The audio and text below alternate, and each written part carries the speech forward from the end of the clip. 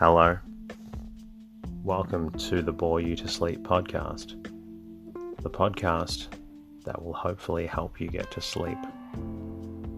I am going to read an open source book, one that is not particularly interesting, but one that is hopefully boring enough to get you to sleep. Tonight's reading comes from The Green Mirror, A Quiet Story. This book was written by Sir Hugh Walpole and published in 1917. My name is Teddy, and I aim to help people everywhere get a good night's rest. Sleep is so important, and my mission is to help you get the rest that you need.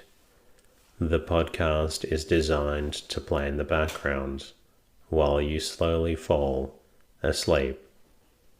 Thank you to everybody who reached out during the week. Firstly, thank you to the following iTunes listeners for leaving a review on iTunes US.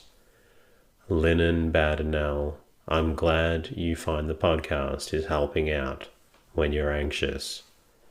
Floating Lily Flower, I'm glad you find the podcast calming. M. Fast Bertel, it's good to hear that the podcast works like magic. And The Claw, your review was very thoughtful. Thank you. Thank you, of course, to all the Spotify listeners who responded to the Q&A. I'm glad the podcast is helping you doze off. And finally, thank you to all of the listeners who reached out on Instagram. James Clark, thank you for your lovely message. And Matthew White, thank you for your kind message and thoughts. As always, a massive thank you to everyone who supports me on Patreon or Anchor with a financial monthly contribution. I'm ever so grateful for your financial contribution to the podcast. The podcast is completely free, and it's thanks to your support that allows me to bring out more episodes for those who need them. If you would like to become a patron or sponsor, please visit boreyoutosleep.com. If you like, you can also say hello to me at boreyoutosleep.com. You can find me on Instagram at boreyoutosleep. In the meantime, lie back, relax, and enjoy the readings. The Green Mirror, A Quiet Story. Chapter 1. The Ceremony. The fog had swallowed up the house, and the house had submitted. So thick was the fog that the towers of Westminster Abbey, the river, and the fat complacency of the church in the middle of the square, even the 3 plane trees in front of the old gate, and the heavy old-fashioned porch had all vanished together, leaving in their place the rattle of a cab, the barking of a dog, isolated sounds that ascended plaintively from a lost, a submerged world. The house had indeed, in its time, seen many fogs, for it had known its first one in the days of Queen Anne, and even then it had yielded, without surprise and without curiosity, to its tyranny. On the brightest of days this was a solemn, unenterprising, unimaginative building, standing 4 square to all the winds, its windows planted solidly, securely, its vigorous propriety well suited to its safe, unagitated surroundings. Its faded red brick had weathered many London storms, and would weather many more. That old, quiet square, with its uneven stones, its church, and its plane trees, had the Abbey, the Houses of Parliament, the river for its guardians. The skies might fall. The Thames burst into a flaming fire. Rundle Square would not stir from its tranquillity. The old house, number 5, Rundle Square, had for its most charming feature its entrance. First came an old iron gate guarded on either side by weather-beaten stone pillars, then a cobbled path, with little green lawns to the right and left of it, ran to the door, whose stolidity was crowned with an old porch of dim red brick.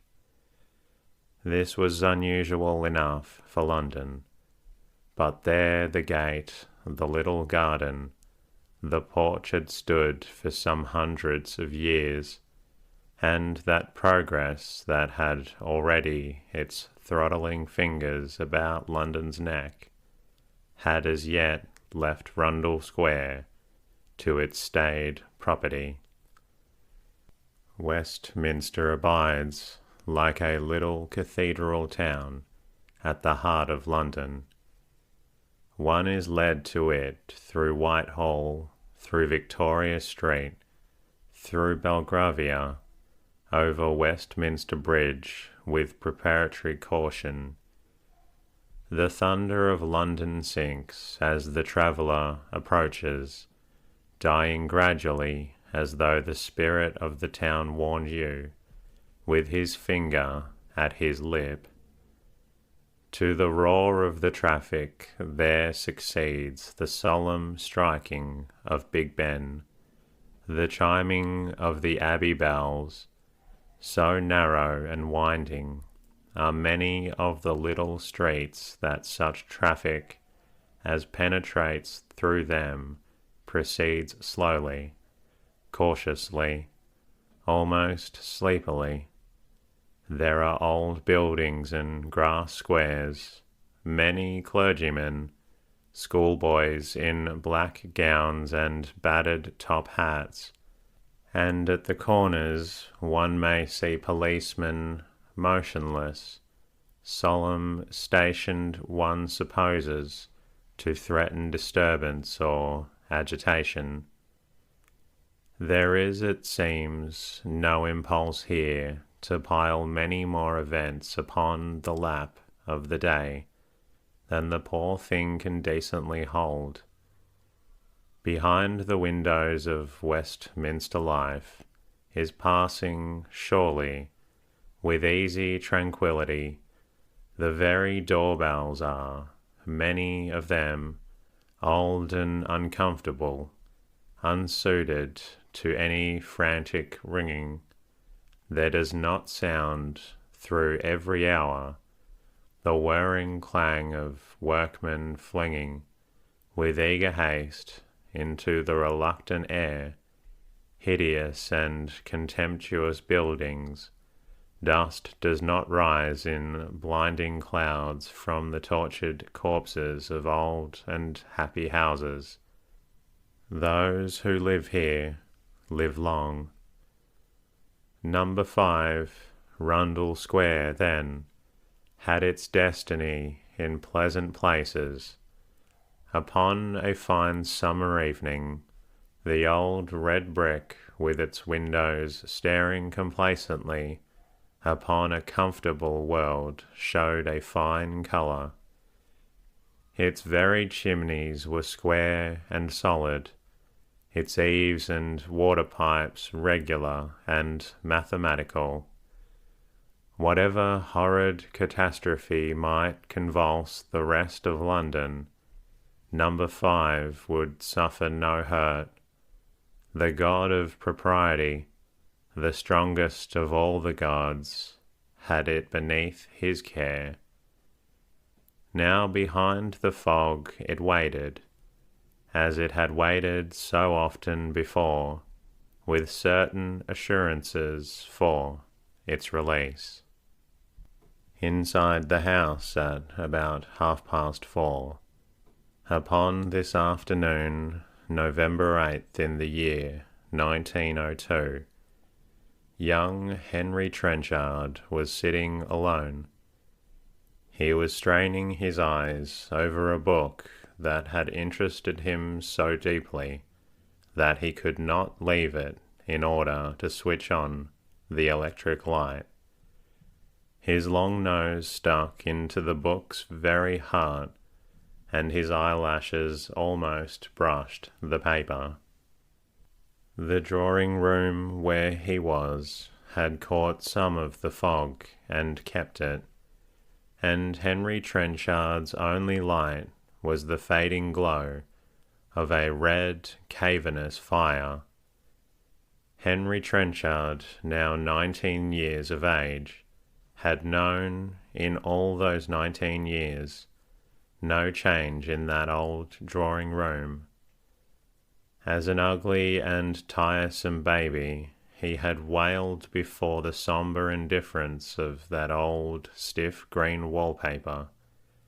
A little brighter than, perhaps, had sprawled upon the same old green carpet, had begged to be allowed to play with the same collection of little scent bottles and stones and rings and miniatures that lay now in the same decent symmetry, in the same narrow glass-topped table over by the window. It was by shape and design as a heavy room, slipping into its true spirit with the London dusk, the London fog, and the London lamp-lit winter afternoon, seeming awkward, stiff, almost affronted, before the sunshine and summer weather. One or two Trenchards, 2 soldiers and a bishop, were there in heavy old gold frames, 2 ponderous glass-fronted bookcases, guarded from any frivolous touch high stiff-backed volumes of Gibbons and Richardson and HUGH. There were some old watercolours of faded green lawns, dim rocks and seas with neglected boats upon the sand, all these painted in the stiff precision of the 30s and the 40s, smoked and fogged a little in their thin black frames. Upon one round table, indeed, there was a concession to the modern spirit in the latest numbers of the Cornhill and Blackwood magazines, the Quarterly Review and the Hibbert Journal. The chairs in the room were for the most part stiff with gilt backs, and wore a don't you dare sit down upon me eye, but 2 armchairs near the fire, of old green leather, were comfortable enough, and upon one of these Henry was now sitting. Above the wide stone fireplace was a large old gold mirror, a mirror that took into its expanse the whole of the room, so that standing before it, with your back to the door, you could see everything that happened behind you. The mirror was old, and gave to the view that it embraced some old comfortable touch, so that everything within it was soft and still at rest. Now, in the gloom and shadow, the reflection was green and dark, with the only point of colour, the fading fire. Before it a massive gold clock with the figures of the 3 Graces, stiff and angular, at its summit ticked away as though it were the voice of a very old gentleman telling an interminable story. It served indeed for the voice of the mirror itself. Henry was reading a novel that showed upon its back Moody's bright yellow label. He was reading, as the clock struck 4:30, these words: I sat on the stump of a tree at his feet, and below us stretched the land, the great expanse of the forests, sombre under the sunshine, rolling like a sea, with glints of winding rivers, the grey spots of villages, and here and there a clearing, like an islet of light amongst the dark waves of continuous tree-tops. A brooding gloom lay over this vast and monotonous landscape. The light fell on it as if into an abyss. The land devoured the sunshine. Only far off along the coast, the empty ocean, smooth and polished within the faint bays, seemed to rise up to the sky in a wall of steel. And there I was with him, high on the sunshine on top of that historic hill. The striking of the clock brought him away from the book with a jerk. So deep had he been sunk in that he looked now about the dusky room with a startled, uncertain gaze.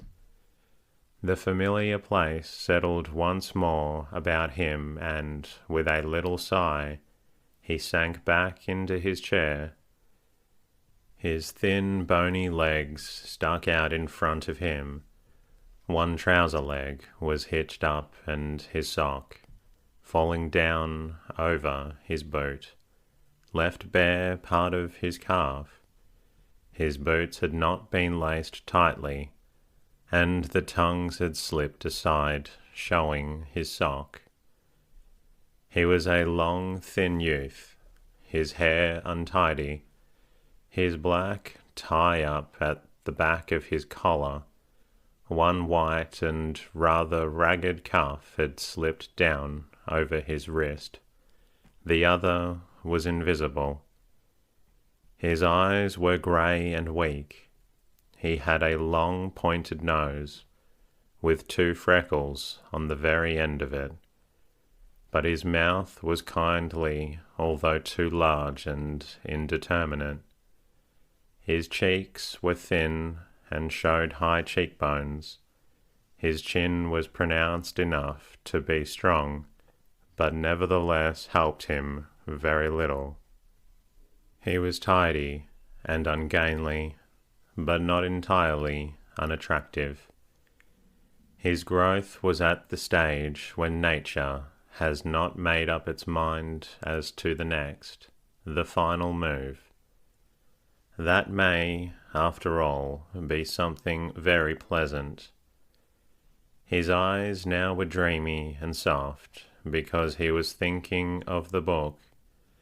No book, perhaps, in all his life before, had moved him so deeply, and he was very often moved, but as a rule, by cheap and sentimental emotions. He knew that he was cheap. He knew that he was sentimental. He very often hated and despised himself. He could see the forests rolling like a sea. It was as though he himself had been perched upon that high, bright hill, and he was exalted. He felt with the same exaltation the space and the freedom, the liberty, the picture of a world wherein anything might happen, where heroes, fugitives, scoundrels, cowards, conquerors all alike might win their salvation. Room for everyone, no one to pull one up, no one to make one ashamed of what one says and does, no crowd watching one's every movement, adventures for the wishing and courage to meet them. He looked about the room and hated it, the old shabby hemmed-in thing. He hated this life to which he was condemned. He hated himself, his world, his uninspiring future. My God, I must do something. I will do something. But suppose I can't. His head fell again. Suppose he were out in that other world, there in the heart of those dark forests. Suppose that he found that he did no better there than here. That would be indeed the most terrible thing of all. He gazed up into the mirror, saw in it the reflection of the room, the green walls, the green carpet, the old faded green place like moss covering dead ground, soft, damp, dark, and beyond, outside the mirror, the world of the forests, the great expanse of forests, and beyond the ocean, smooth and polished, rising up to the sky in a wall of steel. His people, his family, his many, many relations, his world, he thought, were all inside the mirror, all embedded in that green, soft, silent enclosure. He saw stretching from one end of England to the other, in all provincial towns, in neat little houses, with neat little gardens, in cathedral cities with their sequestered closes, in villages with the deep green lanes leading up to the rectory gates, in old country houses hemmed in by wide stretching fields, in little lost places by the sea, all these persons happily, peacefully sunk up to their very necks in the green moss. Within the mirror this, outside the mirror the rolling forests, guarded by the shining wall of sea.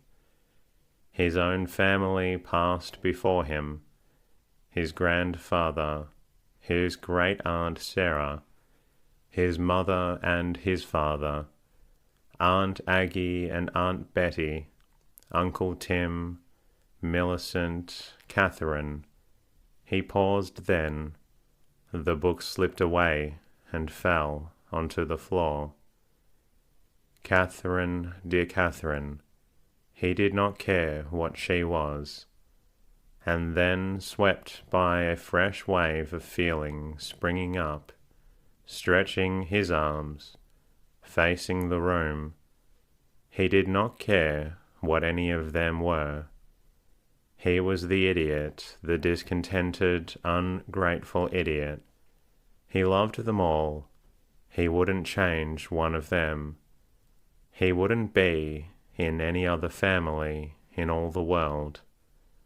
The door opened. In came old Rocket, the staff and prop of the family, to turn up the lights and to poke the fire. In a minute tea would come. Why, Mr. Henry, no fire nor lights? He shuffled to the windows, pulling the great heavy curtains across them. His knees were cracking very slowly as he bent, picked up the book and laid it carefully on the table, next to the Hibbert Journal.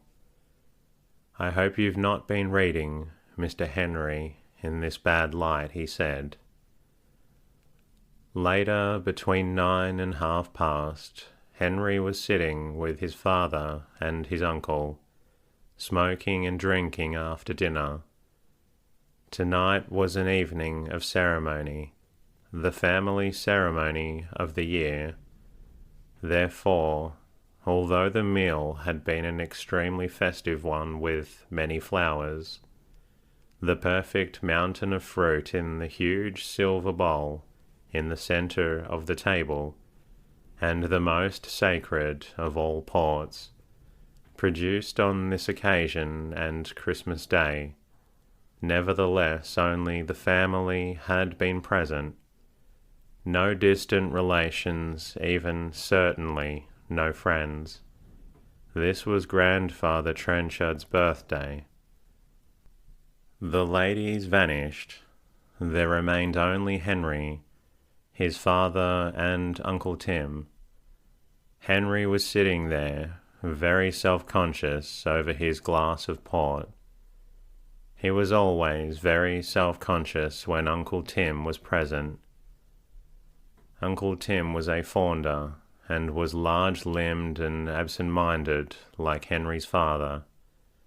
Uncle Tim had a wild head of grey hair, a badly kept grey beard, and clothed his long, loose figure in long, loose garments.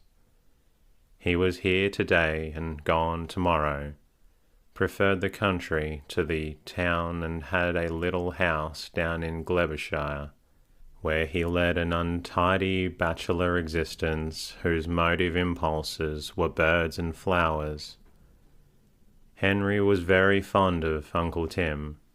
He liked his untidiness, his careless geniality, his freedom, and his happiness. Henry's father, George Trenchard, was splendid, that thought Henry, was the only possible word, and the boy, surveying other persons' fathers, wondered why Catherine Millicent and himself should have been chosen, out of all the world, to be so favoured. George Trenchard, at this time about 60 years of age, was over 6 feet in height and broad in proportion. He was growing too stout. His hair was grey and the top of his head bald. His eyes were brown and absent-minded. His mouth large with a lurking humour in its curves. His cheeks were fat and round, and there was the beginning of a double chin. He walked always in a rambling, rolling kind of way, like a sea captain on shore, still balancing himself to the swing of his vessel, his hands deep sunk into his trouser pockets. Henry had been privileged sometimes to see him, when absorbed in the evolution of an essay or the chapter of some book. He is, of course, one of our foremost authorities on the early 19th century period of English literature, especially Hazlitt and De Quincey. He rolled up and down his study, with his head back, his hands sunk in his pockets, whistling a little tune. Very wonderful he seemed to Henry then. He was the most completely careless of optimists, refusing to be brought down to any stern fact whatever, hated any strong emotion or stringent relations with anyone, treated his wife and children as the most delightful accidents against whom he had most happily tumbled. His kindness of heart was equally only by the lightning speed with which he forgot the benefits that he had conferred, and the persons upon whom he had conferred them. Like a happy bird, he went carolling through life.